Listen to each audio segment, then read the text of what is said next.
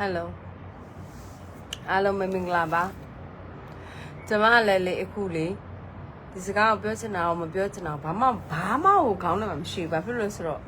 သူတို့ဖွဲ့လိုက်ပြီးတော့ဟိုဘယ်လိုပဲအောင်လုံးနေသုံးဘယ်လိုပဲပြကျွန်မကတော့အေးဆေးပဲအခုကျွန်မကို text message ပို့လာတဲ့လူတွေအကုန်လုံးကကြာဘာဖြစ်လို့ဆိုတော့ကရင်လူမျိုးတွေများတယ်ကရင်လူမျိုးတွေများတဲ့ထဲမှာကျွန်မကဘာပြောလာလဲဆိုတော့အခုဒီမတောင်းခိုင်တို့ဟိုပါတယ်ဟိုနမ်းမမှုတို့လုပ်နေတဲ့အလုပ်မှာဘာဖြစ်နေလဲဆိုတော့အကုန်လုံးကလာပြောတယ်အမရဲ့တဲ့သူတို့နဲ့ရံမဖြစ်နဲ့တော့တဲ့သူတို့ကအယမ်းမရိုင်းနေတဲ့အယမ်းမရိုင်းနေကျွန်တော်တဲ့မတောင်းကန်ကိုလူခံတောင်းတော့လဲလေကျွန်တော်အဆဲခံရတယ်တဲ့အဲ့ဒါအနာသမက်စစ်ပြီးတော့ရှိလို့ရှင်ကျွန်တော်ကတဲ့ဗာလဲမနမမှုတဲ့ဟိုဗာလဲဟို message ပို့တော့လဲ तू ကတခါမှမဖတ်ဘူးတဲ့အဲ့နဲ့ဟိုဗာလဲဟိုနေဆုံး PDF ဆိုပြီးတော့တဲ့ဥကျော်သူကပြောတဲ့ချိန်မှာလဲကျွန်တော်တို့တဲ့ live ပြီးတော့ဆက်သွယ်ပြီးတော့ဥကျော်သူပို့တဲ့ကျွန်တော်တို့ message ကတဲ့လွန်ခဲ့တဲ့6နှစ်က6လလောက်6လ8နှစ်8လတစ်နှစ်တည်းဖြစ်တယ်သူတို့ဘယ်သူမှမဖတ်ဘူးတဲ့သူတို့ဘယ်သူမှမဖတ်ဘူးတဲ့အခုမတောင်းခိုင်ရင်ကျမကိုလာပြီးတော့ဟိုဗာလဲဟိုဗာလဲအကျိုးတွေနာပြီးတော့ဟိုဟာဖြစ်တာဒီကပဲမပြောနဲ့နင်တို့အချင်းချင်းကနင်တို့က blink to boo ဆို okay နင်တို့က blink to boo ဆိုတော့နင်တို့ကအချင်းချင်းလိုက်ပြီးတော့နင်ကိုလဲလေငါပြမသိတာတောင်းခိုင်နင်ကိုလေငါလေကရင်လူမျိုးငါကိုငါကရင်လူမျိုးအစာသွင်းပြီးတော့နင်ကိုငါပြဘာဖြစ်လို့သိလားနင်ကလေကရင်လူမျိုးတွေမှာနင်အနှိမ်ခံအပြောခံအိမ်ပေါ်မှာဆိုပြီးမှငါပြမနင်ကိုငါလေတအားလေးစားခဲ့တယ်ဘာဖြစ်လို့ဆိုတော့နင်ကအခုဘာလုပ်နေလဲဆိုတော့နင်ကနမ်းမိုးရဲ့နင်ကနမ်းမိုးရဲ့ double ဂျုံဖြစ်နေ double ဂျုံဖြစ်နေသိလားပြီးတော့ငါပြအောင်မယ်နင်တို့ကင်ပြည်နယ်ကိုလည်းငါတို့ကစိတ်ဝင်စားတယ်အမြဲတမ်းစိတ်ဝင်စားတယ်ဟိုဟာဖြစ်တယ်ဆိုပေမဲ့ဘာဖြစ်လို့လဲဆိုတော့နင်တို့ကလေအခုချိန်ထိလေဘာလုပ်နေလဲဆိုတော့နင်တို့ကဗိုလ်ချုပ်နေတာများကိုစစ်တိုက်လို့ရှိလို့ရှင်လေနင်တို့ကလက်မခံဘူးနော်ပြီးလို့ရှင်တခြားလူတွေစစ်တိုက်လို့ရှင်နင်တို့ကလက်မခံအဲ့ဒါနင်တို့ကလေကရင်ပြည်နယ် jealousy army ဆိုပြီးနင်တို့ထောင်လိုက်ကြပါလားနင်တို့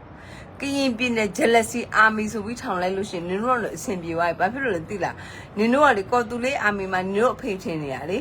နင်တို့အမေထင်တယ်ငါတို့လည်းချစ်တာပဲဒါပေမဲ့နင်တို့ကလေကော်တူလေး army ကိုပုံပြက်အောင်နင်တို့လုပ်တယ်ကော်တူလေး army ကိုလေးစားအောင်နင်တို့လုပ်တယ်ဒါပေမဲ့ငါပြမယ်ကော်တူလေး army ကိုပုံဖြတ်တာလေနင်တို့ပဲဘာဖြစ်လို့သိလားငါတို့ကလေအခုလေငါတို့ဗမာမတွေဒီကော်တူလေး army ဆိုလေဟာစပ်ဖို့ကင်းကြိုက်ပြီဆိုပြီးတော့ငါတို့ကသိတော့တာကော်တူလေး army တို့ army စပ်ဖို့ကင်းကြိုက် army ဆိုပဲငါတို့ကသိတော့တာဘာဖြစ်လို့သိလားနမ်းမမှုကလည်းနင်တို့စပ်ဖို့နဲ့တက်ခွာစီးထားတယ်နော်ပြီးလို့ရှိရင်နင်တို့တခြားလူမျိုးကော်တူလေးချစ်သမီးတွေကလည်းစပ်ဖုံးနဲ့တော့တက်ခွာစီးထားတယ်အဲ့တော့ငါတို့ကဘာပြောသိလားကော်တူလေးအာမီတို့အာမီစပ်ဖုံးကင်းကိုက်အာမီလို့ပဲငါတို့ကယုံတော့တယ်ဘာဖြစ်လို့သိလားနင်တို့တွေတအားလေနင်တို့လောက်ရက်တွေကလေဘယ်ကိုထိသွားလဲဆိုတော့သိလား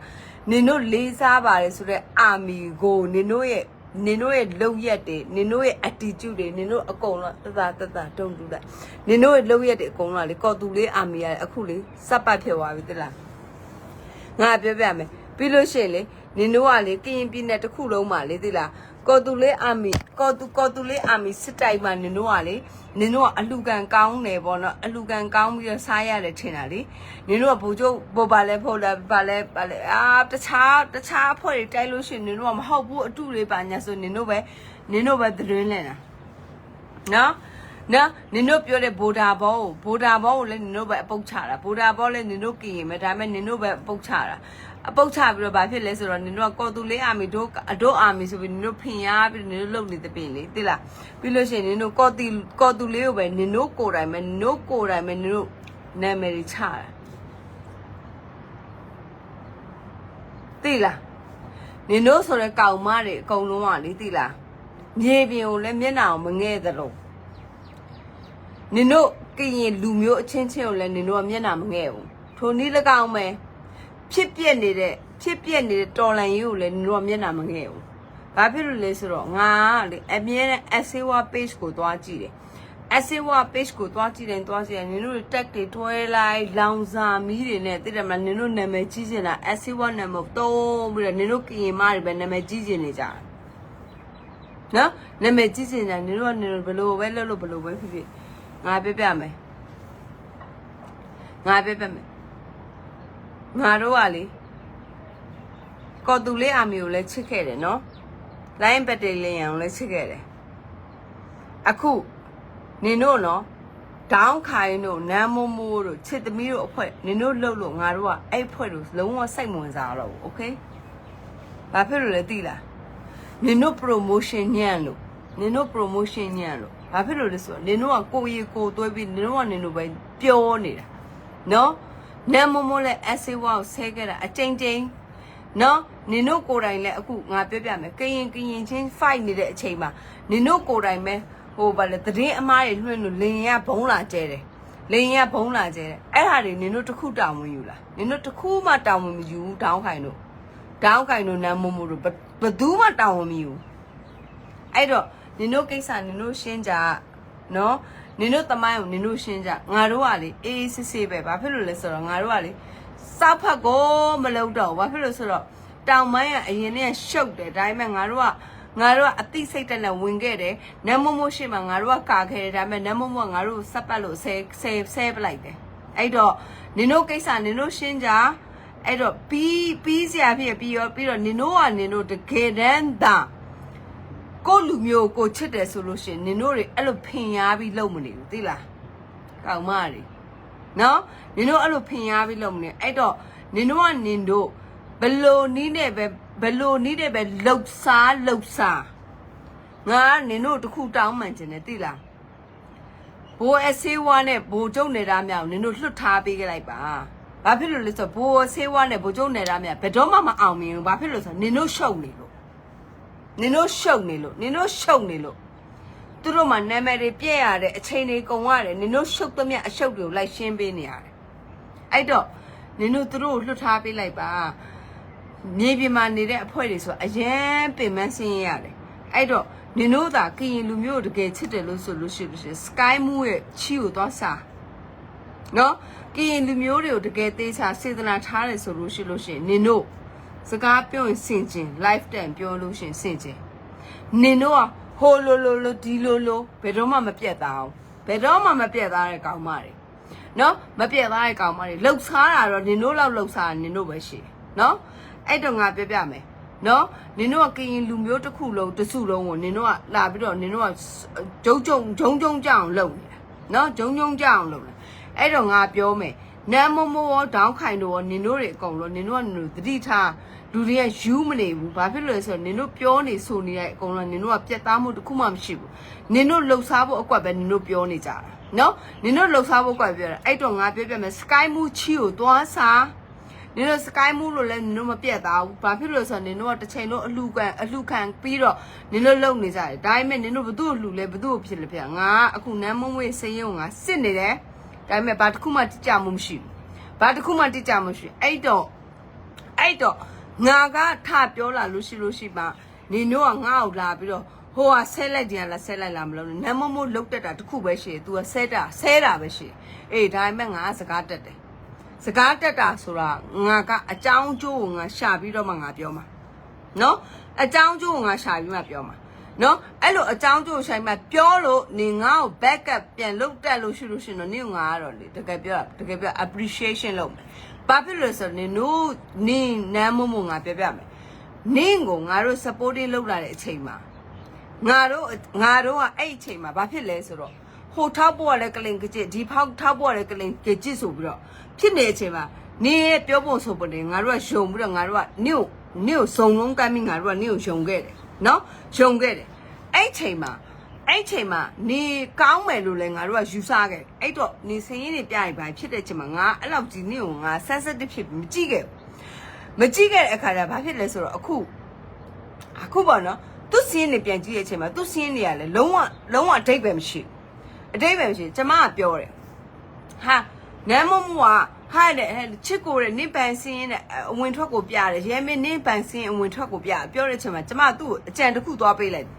ညီမလေးကိုယ့်ရဲ့ဘန်စင်းကိုအဝင်ထွက်ကိုညီမလေးအရင်ပြလိုက်လေလို့အဲ့ဒါဆိုပိုကောင်းတာဗောလို့အဲ့ဆိုအမားတို့ကလို့ပို့ပြီးတော့နိုင်တာဗောလို့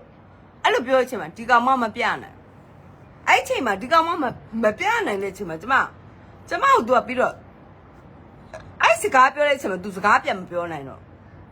ကျမပြောရိုးလေကျမဘာလို့ဆိုကျမသူ့ 100% ယုံတယ်လေယုံတဲ့ခါကျတော့ဟာညီမလေးတို့သူများအောင်လို့ဗန်စင်းစစ်နေမှစားကိုဗန်စင်းကိုကိုအဝင်ထက်ကိုချပြလိုက်ကွာလို့အဲ့လိုမျိုးဆိုလို့ရှင်နောက်လူတွေလိုက်လို့မှာပေါ့လို့ပြီးလို့ရှင်ပြည်သူလူထုတွေကလည်းလက်ခံမှာပေါ့လို့ဘာဖြစ်လို့လဲဆိုတော့လို့ဒီလိုမျိုးကိုကဗန်စင်းချပြဒီဗန်စင်းကိုသူလည်းမချပြရဲဘူး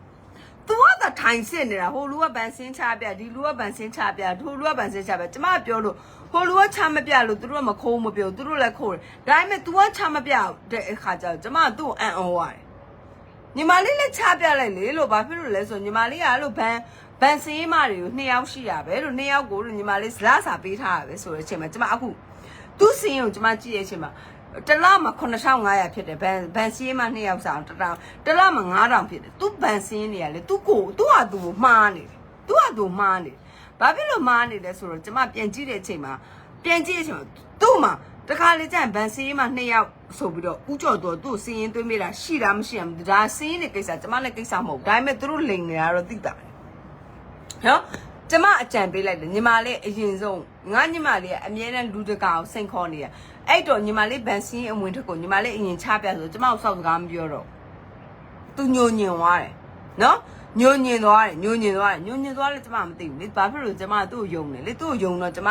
ဟိုဖာတယ်မာကြီးလို့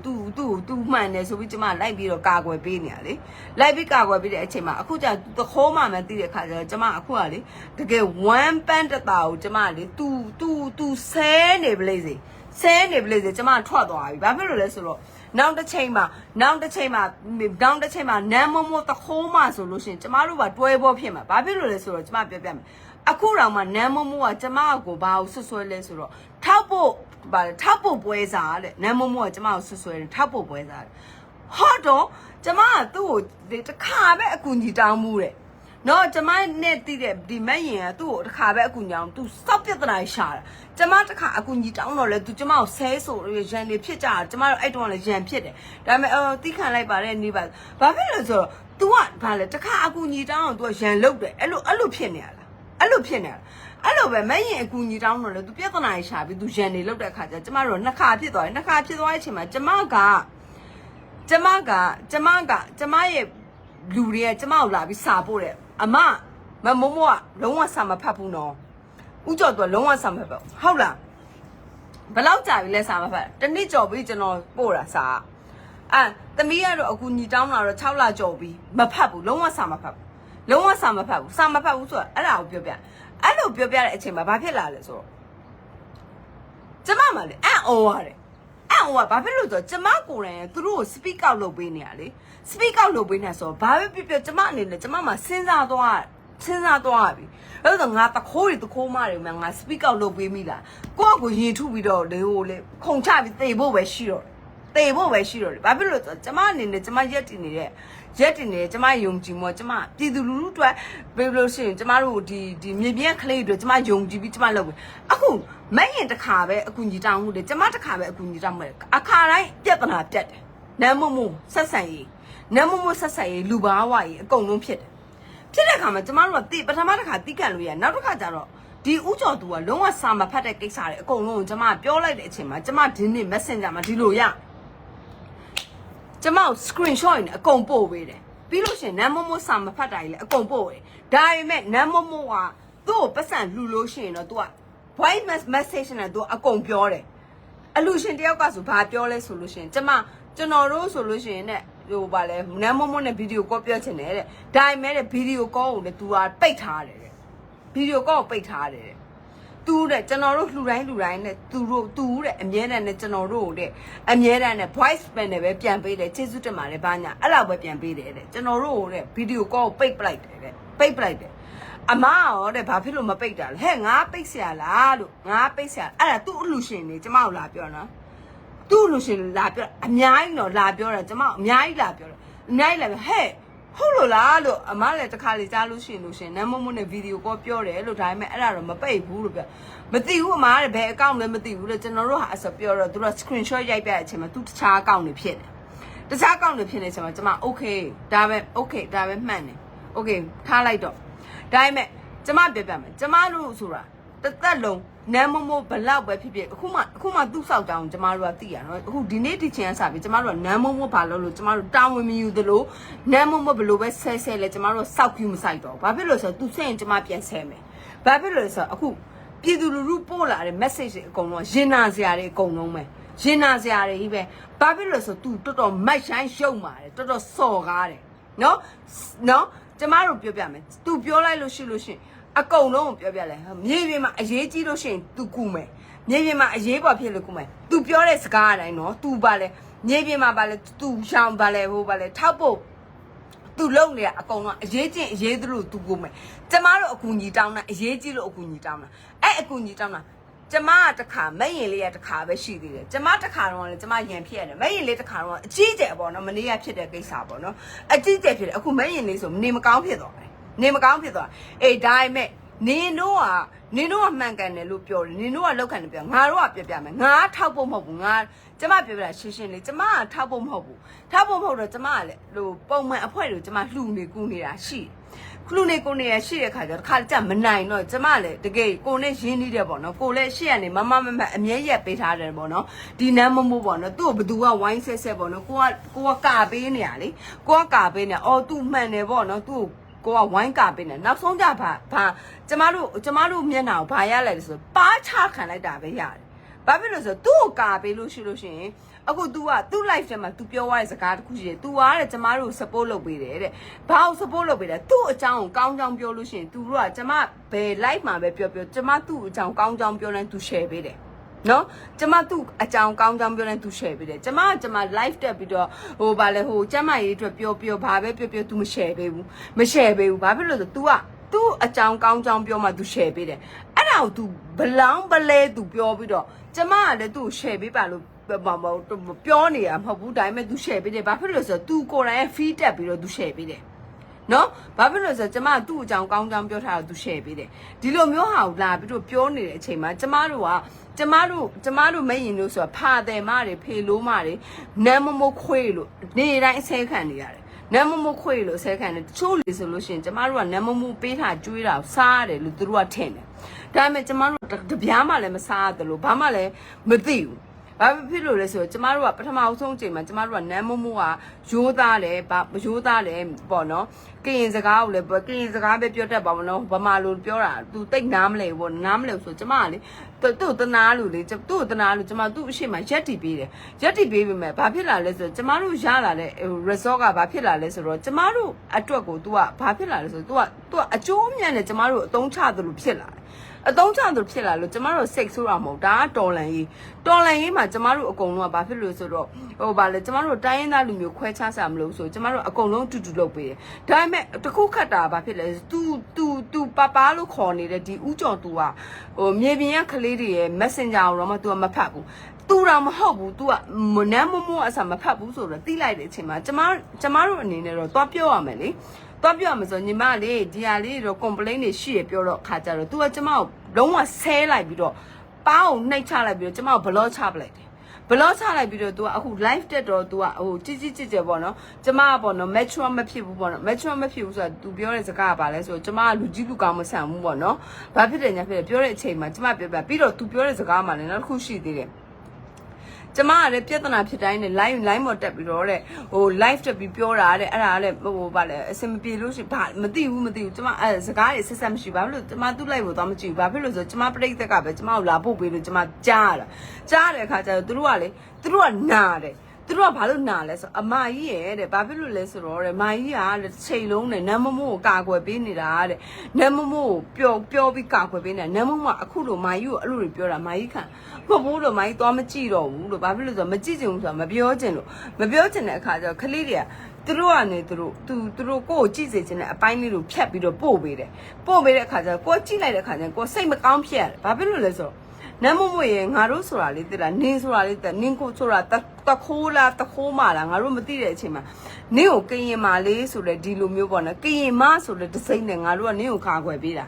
ဘာဖြစ်လို့လဲဆိုတော့တိလာနေရလေတအားမိုက်ရိုင်းနေတအားမိုက်ရိုင်းနေဘသူပြောတာမှနေနားမထောင်လူတကားကလေနင့်ကိုလေအကုန်လုံးကလေနင့်ကိုလိုက်ပြီးတော့လေဟိုချစ်လို့ခင်လို့ပြောနေပြီမနေလုံးဝနားမထောင်ဒါပေမဲ့နင်တခိုးကြော်သူစကားပဲနေနားထောင်တယ်အဲ့တော့နင်တို့ကိစ္စဘာလဲညာလဲဆိုတာတော့ငါတို့ကမသိတော့ဘူးဘာဖြစ်လို့ဆိုတော့ငါတို့နဲ့လေout of the hand ဘာဖြစ်လို့ဆိုတော့နင်တို့ငါတို့နဲ့မပတ်သက်တော့ဘူးဘာဖြစ်လို့ဆိုတော့အခုငါပြမယ်နင့်ကိုလူတိုင်းကဒီဟိုညီမလေးဆိုပြီးဆုံးမလာလို့ရှိလို့ရှင်နင်ဘသူ့ကိုမှနင်လက်မခံဘူးနင်ဘသူ့ကိုမှနင်လက်မခံဘူးဒါထုတ်လက်မခံတာလေအေးစစ်လက်မခံတာရနင်အကုန်လုံးပြန်ဆဲတဲ့အခါကျတော့ငါတို့တွေမွေးဖွားကြီးပြင်းလာတယ်အဆဲအတိုင်းဝင်ကြီးပြင်းလာတာမဟုတ်ဘူးအဲ့တော့နင်ကလူတကာကိုလေနင်ကပြောပြလိုက်လို့ရှိလို့ရှင်နင်ကပြောလိုက်လို့ရှင်နင်ပြောတာကိုနားထောင်နင်ထဆဲတဲ့အခါကျတော့ငါပြောပြမယ်နမ်းမငါပြပြမယ်နေအခုဘောရက်နေတဲ့ဥကြော်သူကနေကိုဟိန်းဝင်ရန်နေကိုပါလေလီးလာဆုပ်ပါလားဘာလားပြောတဲ့အချိန်မှာတမျိုးတည်းရှိနေရလေနေပထွေးနဲ့ဟိန်းဝင်ရန်နဲ့အတူတူရှိနေအဲ့ဖိုးကြီးနေရှိမှရက်ပေးလားငါရက်ပေးတာလားငါနေရှိမှရက်တီးပေးတာလားနေအဖိုးကြီးဥကြော်သူကနေရှိမှရက်ပေးတာလားဟမ်နင်းရှိမှရက်ပေးတာဟိဝယ်နေကိုလီးလာစစ်တို့ဘန်းအကောင့်လာစစ်တဲ့နမ်းမိုးတဲ့လူယုံနေလဲငါရှိမှလာစစ်တဲ့ငါပြမယ်အကုန်လုံးလည်းမပြလို့ရှိရင်ဘာဖြစ်တယ်ညာဖြစ်တယ်ပြောတော့နင်းလင်ကြီးလားနင်းအဖေလားငါမပြောဘူးအဲ့ तू သွားစစ်ပေးလားနင်းငါတာသူ့နေရာမှာဆိုငါချက်ချင်းသွားစစ်တယ်အဲ့တိုင်းမဲ့ငါ speak out လုပ်ပေးတယ်တခြားနိုင်ငံမှာလေးပြီးတော့ okay နင်းကိုမိသင်းတို့ဘာညာပြောနေတဲ့အချိန်မှာဥကြော်သူကနေရှိမှရက်ပေးလား no ဥကြော်သူကနေပြောနေသမျှအကုန်လုံးခလေးကစားတယ်ထင်ပြီးတော့နင်ကိုလှုပ်ချင်တာလှုပ်ဖို့လွတ်ပေးတာဒါပေမဲ့အလူကန်ကြားလို့ရှိလို့ရှင် तू အကုန်ယူတယ်လေ okay အေးပြီးတော့ငါပြောပြနင်ဆိုတဲ့မိန်းမပွဲဆိုတာလူတိုင်းနဲ့တဲ့လာတာငါဘဝမှာလေနင်နဲ့မပတ်သက်လို့ရှိလို့ရှင်လေဘသူမှငါ့ကိုလာဆဲเสียအကြောင်းမရှိဘူးနင်နဲ့ပတ်သက်ခဲ့လို့ဒါငါ့ကိုလူတကားလိုက်ဆဲနေတာဘာဖြစ်လို့လဲဆိုတော့ငါကလေမျက်လုံးမှိတ်ပြီးတော့နင့်ကိုငါချစ်ခဲ့တော့ဘာဖြစ်လဲဆိုတော့နင်နဲ့ပတ်သက်ပြီးနင့်ကိုကာကွယ်ပေးသမျှငါဖာတယ်မှလည်းဖြစ်တယ်မိမရွှင်မှလည်းဖြစ်တယ်အကုန်ဖြစ်ပြီးလူတကားငါ့ကိုဗီဒီယိုအတုတွေလုပ်ပြီးတော့ဟိုဟာလှုပ်လိုက်ဒီဟာလှုပ်လိုက်ဖြစ်တယ်ဘာဖြစ်လို့ဆိုတော့နင့်ကိုငါကာကွယ်ပေးခဲ့လို့နော်နင့်ကိုငါကာကွယ်ပေးခဲ့လို့ဘာဖြစ်လို့ဆိုတော့ငါအခုဖာမတယ်မိမရွှင်မှဖြစ်တဲ့အချိန်မှာငါအခုငါမှလေစိတ်တက်ကြစရာလည်းမလိုသလိုဘာမှဖြစ်ဘူးဒါပေမဲ့ငါမှတော့ငါညစ်မလေးနမ်းမို့စိတ်တက်မကြရင်ပြီးရောဆိုတဲ့စိတ်တက်နဲ့ငါထားခဲ့တယ်ဒါပေမဲ့နေနဲ့ဥကြော်သူနဲ့အခုမှပေါင်းခိုးနေတာလားပေါင်းမခိုးဘူးလားဆိုတော့ငါမှစဉ်းစားစရာဖြစ်သွားပြီโอเคငါမှငါ level နဲ့ငါစာရိတ်တာနဲ့ငါနေလို့ရှိရင်ငါဘယ်သူမှစော်ကားစရာအကြောင်းမရှိဘူးဒီတော်လန်ရေးမှာငါအေးစ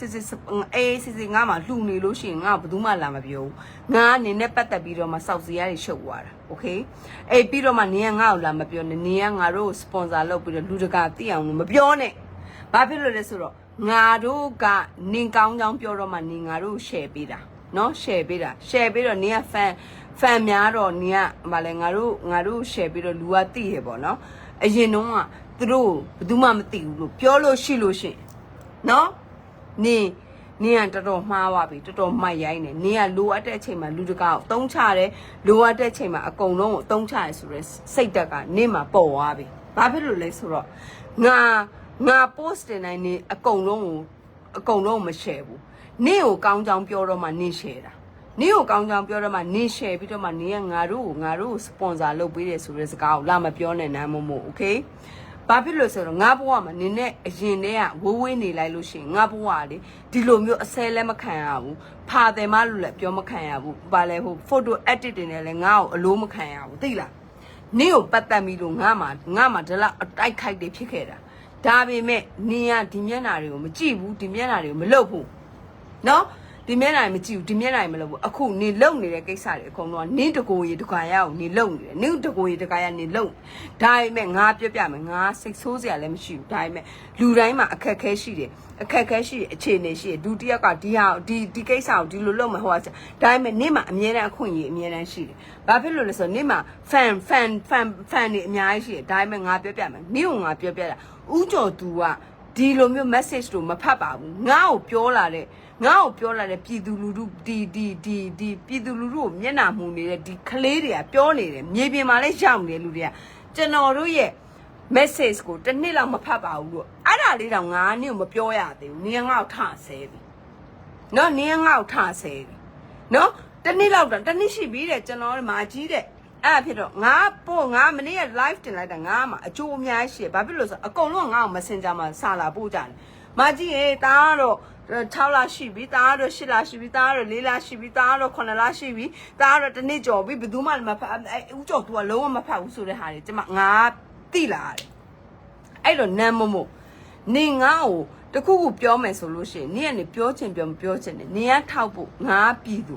နော်နောက်တစ်ခါကြာလို့ရှိရင်ငါပြောပြမယ်နင် live တက်တိုင်းလက်တိုင်းကျမပြည်သူပါဆိုပြီးတော့မပြောနဲ့ဘာဖြစ်လို့ဆိုတော့နင်ကကတုံးပေါ်ထိတ်ကွက်နေတဲ့ကောင်မနော်နင်ပါလုံနေလဲဆိုတော့နင်ရဲ့ပကြော်သူနဲ့နင်နဲ့ပြန်ပြီးတိုင်ပင်ပြီးတော့အလုပ်အတူတူပြန်လုပ်လိုက်သိလားဘာဖြစ်လို့ဆိုတော့ငါကတော့လေနင့်ကိုလေယွန်းတာအရမ်းပဲအခုငါ့ကိုကျမကိုလေအခုလာပြောနေတဲ့လူတွေကိုလေကျမကလေဗာလေ request လုပ်မှာကျမကိုပဲလာပြောမာကြီးရဲ့မဖြူနေတဲ့မမိုးတဲ့အရန်လေးစားပါတယ်ဒါပေမဲ့ပေါ့နော်ဒီလူတွေပေါ့နော်ရံမဖြစ်ပါနဲ့ပြောတဲ့လူတွေကျမပြောမယ်သူ့ကိုသွားပြောကျမကိုလာပြောတဲ့လူတွေအကုန်လုံးကျမကောင်းကောင်းမွန်မွန်ပြောတယ်သူ့ကိုသွားပြောကြည့်အကုန်လုံးသူပြန်ဆဲတယ်အကုန်လုံးသူပြန်ဆဲတာအကုန်လုံးက back off လုပ်ပြီးကျမကိုလာပြောတယ်အမားပြောတာမှန်တယ်တဲ့ okay အဲ့တော့ကျမပြောပြမယ်ဒီမန်မာနာတွေကနမ်းမုံမောကဘယ်ရနေလဲအလူခံလို့ရနေတာလေငွေပေါ်မှာထိုင်နေလို့ရနေတာလေထိုနည်း၎င်းမယ်ကျမပြောပြအိုင်နင်းကဥကြော်သူကိုဒလန်လို့ပြောတဲ့အချိန်မှာ तू ပြုံးပြီးတော့ပြောနိုင်သေးတယ်ကျမပြောတဲ့စကားတွေကျမရှေ့ဆက်တိုင်းကျမပြောတယ်အမြဲတမ်းကျမပြောတယ်ငါကမသေးကြရင်ဘယ်တော့မှဒီစကားတွေကိုမပြောဘူးဘယ်တော့မှငါမပြောဘူးလို့ကျမပြောခဲ့ဘူးတယ်ကျမပြောခဲ့တဲ့စကားတွေထဲမှာဥကြော်သူနာဆရာတခွန်းပဲရှိတယ်ဦးလေဘာဖြစ်လို့ messenger စာတွေကိုမဖတ်တာလဲဆိုတဲ့စကားမှာကျမမှာအခုတက်တယ်အများကြီးရှိတယ်အများကြီးရှိတဲ့အချိန်မှာအဲ့ဖိုးကြီးနာပြီးတော့ဆက်စလူးခါပြီးနဘူးထားပြီးတော့ဝူဝါတွေဖြစ်ကုန်ဘာဖြစ်လို့လဲဆိုတော့ကျမပြောတဲ့စကားဒါပဲအဲ့ဒါကျမပြောတဲ့ဟာကိုနမ်းမမို့ဘာမှဆက်စလူးခါစရာစောက်ကြောင်းမရှိအေးအဲ့တော့နင်ကပါဆက်စလူးထားလို့ရှိရင်နင်တို့အတူတူပဲပေါ့ဟမ်နင်တို့အတူတူပဲပေါ့အခုငါပြောပြမယ်ငါ post တင်ထားတယ်နမ်းမမို့နင်းကိုငါစင်းရင်းဆက်ထားတယ်အခုနင်းရဲ့စရေးမတွေကိုနင်းတစ်လမှာ9000ပေးတယ်နောက်တစ်လမှာ9500ပေးတယ်ဘတ်9500ပေးအဲ့ဒါဘာလို့လဲဟမ်အဲ့ဒါဘာဖြစ်လို့ဆိုတော့နင်းကိုယ်တိုင်မစစ်လို့နင်းစင်းရင်းနေအကုန်လုံးဥကြော်သူကလှုပ်ပေးနေတာနော်အဲ့တော့နင်းကိုယ်တိုင်လည်းဘာမှမသိဘူးနင်တို့ကိုယ်တိုင်လာလေတိလားငါတို့လူမျိုးတွေလာပြီးတော့ညီမလေးကူပေးပါငါတခါပဲအကူကြီးတောင်းမှုတယ်မဲ့ရင်လေးလည်းတခါပဲအကူကြီးတောင်းမယ်နင်တို့နာနေတာလေနင်တို့နာပြီးဘယ်လိုဖြစ်တယ်ဘွာဖြစ်တယ်နင်တို့ဟောင်းနေကြလေနင်တို့ကမှန်ကန်တယ်ဆိုလို့ရှိရင်နင်တို့မှာ system ရှိရမယ်နေပြောခဲ့တဲ့ live မှာပြောသလိုပဲနေပြောတဲ့ live မှာပြောဥကြော် तू ကဘယ်တော့မှအဲ့လိုထားဖို့နေစကားမပြောဘူးနေ promote လုပ်ထားတယ်ဥကြော် तू ကနင်းရဲ့ဘာပဲပြောလို့ဘရင်ပဲဖြစ်ဘလို့ပဲဖြစ်ထားလိုက်တော့နော်ထားလိုက်တော့အေးအဲ့ဒါဆိုလို့ရှိရင်ဥကြော် तू က request လုပ်လို့မရဘူးလား okay တာတော့ဟိုဘာပဲပြော uncle တော့ accept ဘာပဲပြော accept လုပ်ဆရာမရှိဘူးတာတို့ဘာလဲထားဖို့မဟုတ်ပါဘူးတက်ခွဲကောင်းဆောင်နဲ့တွေ့လို့ရမလားပြောလို့ရလေစောက်ပေါက်ရှိရမလား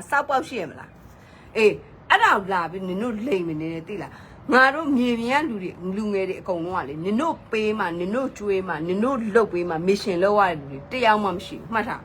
အေးငါတို့ကလည်းလေသိလားငါတို့ကမတက်နိုင်လို့နင်တို့အားကိုးတာဒါပေမဲ့နင်တို့အဲ့လိုလူဘာဝပြီးတော့နင်နဲ့ဥကြော်သူနှစ်ယောက်ပေါင်းပြီးတော့လူဘာဝပြီးတော့လေမြေပြင်ကလူတွေစော်ကားတာတော့လေငါကတော့လေတက်နဲ့ကိုတကုတ်ဘယ်တော့မှနင်တို့နှစ်ယောက်ကိုခွင့်မလို့မှတ်ထားဘယ်တော့မှခွင့်မလို့ဘူးငါပြောပြမယ်နင်တို့မှာ messenger မဖတ်နိုင်လို့ရှိရင်ထောက်ဖို့ဆို messenger ဖတ်လေ messenger မဖတ်ဘူးဆိုတဲ့နင်တို့စောက်ကြီးမဆိုင်ဘူးပေါ့ပြည်သူလူငွေကိုနင်တို့လိန်ထားလို့ပေါ့ဟမ်ဘယ်သူလားတောင်း ဘသူလာတောင်းငါတို့စောက်ပြီးမဆိုင်ဘူးဆိုတဲ့စောက်ချိုးပေါ့ဦးကျော်သူရဲ့ထိုနည်း၎င်းမဲ့နမ်းမို့နင်ကိုယ်တိုင်ကလည်းဒီအကောင်မြောက်ပေးထားဆိုနင်တို့အထူးထူးလိန်တာပေါ့နင်တို့အထူးလိန်တာပေါ့ငါဆိုလို့ရှိရင် Messenger request တိုင်းကိုငါဖတ်တယ်ငါထောက်ဖို့မဟုတ်ဘူးအမရေဖုံးမေလေး2000မို့ပေးပါအေးခဏလေးအရန်ခက်ခဲနေအေးခဏလေးမြေပြင်မှန်းသိတယ်အမရေဖုံးမေလေးမရှိတော့ဘူးနော်ငါမှတနာပြီးစိတ်ဖုံးမေမရှိတော့ဘူးငါမှပြေးလွှားပြီးဘာဖြစ်လို့ဆိုပြေးလွှားပြီးဝယ်လို့လဲလမ်းမေးမှာသွားဝယ်လို့လဲမြန်ငါနိုင်ငံသားမှာငါမှပြရခတ်ပြီးအေးခဏလေးနော်ခဏလေးမမရှာပေးမယ်နော်မမဖုံးမေရှာပေးမယ်ပြောလို့ရှိရင်မြန်မာပြည်မှာဘယ်သူတွေက online ရှိလဲ online available ဖြစ်လဲငါတို့မှာရှာရတယ်ရှာပြီးလို့ရှိရင်အေးတဲလေးမမဟိုနော်ဟိုဘယ်လိုင်းဟိုတော့ဘယ်နော်3000မို့ဝယ်ပေးပါပြောတဲ့ခါကြာမမရေမမရေမရတော့ဘူးပြောနောက်တစ်ယောက်ထပ်ရှာပြီးတော့ပြောရတယ်နင်တို့ကလူဘာတွေဝါနေမှာတကယ်လုံနေတဲ့လူတွေကိုနင်တို့က live မှာပြောသွားတော့နင်တို့ကဖင်တခြားကောင်းတခြား live မှာပြောလိုက်လို့ရှိရင်ပြဿနာနမ်းမမပြောလိုက်လို့ဘယ်သူမှစစ်မတိုက်လို့ရှိရင်ကျွန်တော်ကတဲ့ကျမကတဲ့ဘယ်သူမှမကူညီဘူးတဲ့ဟမ်နေပါဇက်ကပဲငါ့ကိုပြောတယ်လေဘိုးကျုံနေတာများစစ်မတိုက်ဘူးလေနေလာတိုင်းကူနေတာလေငါမှစရင်နေအကုန်လုံး save ထားတယ်ငါချပြမယ်နော်နင်ပြောတာစစ်တိုက်တဲ့လူကိုနင်ကိုပို့ပြီးကုမယ်လို့ပြောတယ်ငါတို့ကနင့်ကိုလာပြီးအကူညီတောင်းတာတကယ်ကိုစစ်တိုက်နေလို့နင့်ကိုငါတို့ကအကူညီလာတောင်းတာနင်ကငါတို့ကို response ပေးလိုက်တာအဲ့လိုလားအေးမှတ်ထားနင်ကပြည်သူလူပတ်စံနဲ့ဂုံစားနေပြီမဲ့ငါတို့ပတ်စံနဲ့ငါတို့ဖုံးပေဆိုလဲငါတို့မှမရောက်ရအောင်ပို့ပေးရတယ်ဟိုဘက်ကကြာဝိုင်းတာမငါတို့ကမျက်နှာငယ်နဲ့ခဏလေးနော်ရောက်တော့မယ်မမရောက်တယ်မမရေဟိုဘက်ကိုလည်းဖားရတယ်မမရေသွားဝေးပေးပါညီမလေးရေသွားဝေးပေးမကိုရေအကိုရေသွားဝေးပါညီမမောင်လေးသွားဝေးပါအဲ့လိုဖားရတယ်နင်ကိုယ်တိုင်ကလေအဲ့ဒုက္ခတွေနင်ဘာမှမသိဘာဖြစ်လို့လဲဆိုတော့နင်တို့လိန်စားနေတာတိတာနေလို့တိလားနော်အေးနင်တို့ကရင်လူမျိုးတွေထဲမှာလေငါတို့ကိုငါကရင်လူမျိုးတွေကိုလောလက်အကုန်ဝင်ခဲ့ပြီငါကို complain တက်တဲ့လူတိုင်းနမ်းမမို့ယွန်တဲ့လူတွေကြီးပဲမှတ်ထားနော်အေးပြီးတော့နင်တို့တွေပူးတပ်ပြီးတော့ဟိုဟာလာလုံးမတရားလာမလုံးနဲ့နမ်းမမို့နိကရင်နေနေအရင်သွားရှင်းပြီးတော့မှငါနဲ့လာရှင်းโอเคအားလုံးပဲကျေးဇူးတင်ပါတယ် comment နေပြီးတော့မှဖတ်ပါရှင်းဒါပေမဲ့ကျမကတော့ဘယ်လိုပြောမလဲသိဘူးကောင်းတာပဲထင်နေဆိုးတာပဲထင်နေရှင်တို့အမြင်မဲ့ကျမကတော့တကယ်ပဲ sorry ပဲဒါပေမဲ့အရင်စော်ကားမော်ကားတာတော့ကျမမခံဘူးဘာဖြစ်လို့လဲဆိုတော့ကျမအနေနဲ့ကျတော့သူကိုယ်တိုင်ကကျမကိုထောက်ဖို့ပွဲစားလို့ပြောထားတဲ့စကားကိုကျမအရန်စိတ်ဆိုးတယ်ဘာဖြစ်လို့လဲဆိုတော့ကျမတစ်ခါပဲသူ့အကူညီတောင်းမှုတယ်တစ်ခါပဲအကူညီတောင်းအဲ့တစ်ခါတောင်းတော့လဲအရန်ဖြစ်ရတယ်အခုနောက်တစ်ခါအခုကျမမနေ့ကကိစ္စကိုပြောချင်မှာမဲ့ရင်လေးကသူ့ကိုအကူညီသွားတောင်းတာမဲ့ရင်လေးကအေးတော့ तू ကအနိုင်ကျင့်ပြီးတော့ तू မတရားတွေပြောဆိုမရိုင်းတာအဲ့ဒါအကုန်လုံးကျမမခံနိုင်လို့ကျမတက်ပြောတာโอเคအဲ့တော့နမ်းမမို့ကငွေတော့ကိုဖင်ခုထိုင်နေတာပဲဖြစ်မှာပေါ့နော်ဟိုဗာလဲမန်နေလက်တက်မှာပေါ့နော်ဟိုဘာပဲဖြစ်ကျမတို့ကတော့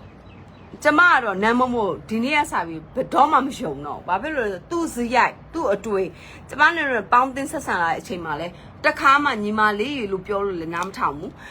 ညီမလေးဒါဒီစကားကိုတော့ live မှာတက်မပြောနဲ့ဆိုတာလဲ तू တက်လုံးနားမထောင်ဘူး तू ပြောချင်တာပြောတယ်အခုလဲ तू ပြောသွားတယ်ဘာလဲကော်သူလေးက mission မလုပ်ရသေးဘူး तू အခုကြင်ညာသွားပြီးပြီအဲ့တော့အကုန်လုံးမှာစကားကလည်းအကုန်လုံးပြင်ထားပြီးဆိုတော့အကုန်လုံးသေဖို့ပဲရှိတယ် okay စောက်စကားကိုလဲဟိုဘာလဲဘယ်လိုပြောရမလဲဆိုလို့ရှိရင်ဟိုပြောတော့ကရင်လူမျိုးကျမအကြောင်ပြောတယ်ဟိုကရင်မလေးရဲ့ချီကို तू စားရမယ်โอเคမလေးကရင်လိုပဲပြောတယ်ဒါပေမဲ့ तू ပြောလို့ရှိရင်စကားအဆဲမပါဘူးဒါပေမဲ့ तू ကိုကရင်တစ်မျိုးလုံးအောင် तू ကိုမုန်းနေကြတယ်ဘာဖြစ်လို့ဆိုအဆဲတန်လို့မတ်ရိုင်းလို့နော်အဆဲတန်လို့မတ်ရိုင်းလို့ဒါပေမဲ့ तू ပြောလိုက်တဲ့စကားတိုင်း live တန်းကိုပြန်ကြည့်လိုက်လို့ရှိရင်အချက်အမြဲတမ်းထန့်နေတယ်ဒါပေမဲ့ तू ကဘာဖြစ်လို့ဆိုတော့ तू attention ရခြင်းနဲ့ तू လူတယောက်ကိုမရိုင်းခြင်းနဲ့ तू ဆဲခြင်းနဲ့အခုကတော့ကျမကကုံချမ်းတစ်ခုအနေနဲ့တော့ तू သူ့ကိုဆဲတယ်မှာကျမပါမှာ तू မနေ့ကကျမကိုဆဲမှာပေါ့ဆဲကျမကတော့ view မဆိုင်ဘာဖြစ်လို့ဆိုတော့ तू ကကျမကိုဘလောက်ဆဲဆဲသူ့ကိုကရင်လူမျိုးတွေကသူ့ကိုအရန်ထင်သေးနေတာ तू သိဖို့လို့သူ့ရဲ့ကရင်လူမျိုးဆိုတဲ့လူတွေကပဲသူ့ကိုအထင်သေးနေတာအဲ့ဒါတော့ तू နားလည်ဘူးလို့လေဘာဖြစ်လို့ဆိုဒီကရင်လူမျိုးတွေကျမကိုလာတောင်းမှန်တယ်ဘာဖြစ်လို့ဆို तू ပြောသမျှအမှားတွေတောင်းကျမကိုလာတောင်းမှန်တယ်ဒါလေးကတောင်းမှန်စရာအကြောင်းမရှိဘူးဘာဖြစ်လို့ဆို तू မရိုင်းသမျှမရိုင်းသမျှကိုကရင်လူမျိုးတွေတာဝန်ယူမှုတာဝန်ခံမှုရှိပြီးကျမကိုလာတောင်းမှန်ဒါပေမဲ့သူ့ကိုစောက်ဖက်မလုပ်တော့ဘူးသူ့ကိုစောက်ဖက်မလုပ်ဒါကသူ့ကိစ္စဖြစ်သွားပြီဒါသူ့ကိစ္စဖြစ်သွားပြီဒီကရင်လူမျိုးတွေကျမကိုလာတောင်းမှန်လို့လေကျမကလေအရန်စိတ်ထဲမှာထိကြိုက်တယ်ဘာဖြစ်လို့လဲဒီကရင်လူမျိုးတွေငါ့ကိုလာတောင်းမှန်တယ်ဘာဖြစ်လို့လဲနမ်မမို့ကိုကျမတို့မနိုင်တော့ဘူးဘာဖြစ်တယ်ညာဖြစ်တယ်ပြောနေတဲ့အချိန်မှာကျမပြောပြန်ကျမအစတဲ့သူနဲ့ကျမနဲ့ဖြစ်တဲ့ပြဿနာမှာကျမတို့ Messenger ပြောပြီးသားပြီ Messenger ပြောပြီးတဲ့အချိန်မှာဥကြော်သူနာမည်ပါကလေးကညီမလေးဥကြော်သူကဒီလိုလို့ပြောကြတဲ့သူကျမတို့ပြန်ဆဲလာကျမကိုပြန်ဆဲတယ်ဆဲလိုက်ဆိုလိုက်အဲ့လိုမရစရာမရှိအောင်ပြောပြီးတော့ကျမကိုဘလော့သွားတယ်အဲ့တော့ကျမတို့မှာဘာအခွင့်အရေးရှိလဲပြီးတော့ तू ပြောချင်ရပြောတယ် तू ဥကြော် तू တင်ပေးသမျှကို तू ပြောတယ်ဒါပေမဲ့ဥကြော် तू တင်ပေးသမျှကို तू ပြောနေရမဟုတ်နမ်းမမအရန်လေတယ်လူတွေကလေအရန်ထင်နေကြနမ်းမမမြန်မာစကားမတက်ဘူးမထင်နဲ့နမ်းမမအကုန်တက်တယ်နမ်းမမအကုန်တက်တယ်နမ်းမမအကုန်တက်တယ်မတောင်းခံတက်လာလို့ရှိရင် तू ကဗမာစကားကိုမေ့ကြအောင်ဆောင်ပြီးတော့မတောင်းခံ तू ကအတုံးချတယ်နော်အဲ့တော့နင်တို့လဲခွေးတအုပ်မာတယ်နင်တို့ဘလောက်ပဲဆဆဘလောက်ပဲတော်တော်ဒါပေမဲ့ငါဘက်မှာလဲကရင်လူမျိုးတွေရှိတယ်ဘာဖြစ်လို့ဆိုတော့နင်တို့လိုအမိုက်ရိုင်းငါတို့ပြောပြမယ်နော်ဗိုလ်ဒါဘောကကရင်ပြည်နယ်မှာနော်ချစ်သူပဲချားBGL ကိုပဲချာငါတို့ကလေအကုန်လုံးဝမ်းတာတယ်သိလားဘသူကဝမ်းမတာလဲသိလားနင်တို့ကိုးကွယ်နေတဲ့နမ်မို့โอเคနာမည်လေးတစ်လုံးရွတ်စင်ကြေလေးတစ်လုံးရွတ်ပြီးတော့အဲ့လိုမျိုးပြဿနာရှာနေနမ်မို့ပဲဝမ်းမတာတာသိလားဘာဖြစ်လို့ဆိုတော့နင်တို့ကိုတွေးခွဲမှာနမ်မို့ပဲရှိတယ်နင်တို့ကပြန်စဉ်းစားငါကရင်မမဟုတ်ဘူးငါဗမာမငါတို့ကအေးစစ်စစ်ပဲဒါပေမဲ့နင်တို့ငါလေအပေါ်ရင်ကြည့်လိုက်လို့ရှိရင်နမ်မို့တွေးခွဲထားတာမနေဘူးโอเคအဲ့တော့နင်တို့ဗိုလ်ဒါဘောကိုလည်းနင်တို့အားပေးရမယ်နင်တို့ကကော်တူလေးကိုအားပေးရမယ်အခုချိန်ထိအခုသူ့စင်းရင်းတွေကိုငါပြန်ကြည့်နေတဲ့အချိန်မှာသူတစ်ချိန်လုံးသူပေးကျွေးနေတာသူပေးကျွေးနေတာဘာလဲဒီကော်တူလေးကဘာလဲဘိုးကျုံနေတာမြောက်သူပေးတယ်သူပြောတဲ့စကားမှာ live မှာပြောလို့ရှိရင်ဘသူကစစ်မတိုင် तू မပေးဘူးပြောတယ်ဒါပေမဲ့ तू ဘိုးကျုံနေတာမြောက်ဝယ်ထားတဲ့အမောင့်တွေအများကြီးပဲเนาะ तू ဘိုးကျုံနေတာမြောက်ပေးတဲ့ပတ်စံတွေအများကြီးပဲဒါပေမဲ့ဘိုးကျုံနေတာမြောက်သူ့ဘက်ကပါလာဆို तू စောက်ဖတ်မလုပ်ဘူးเนาะအဲ့တော့နင်တို့လည်းသတိထားနေကြအဲ့တော့အားလုံးမတက်တာပါ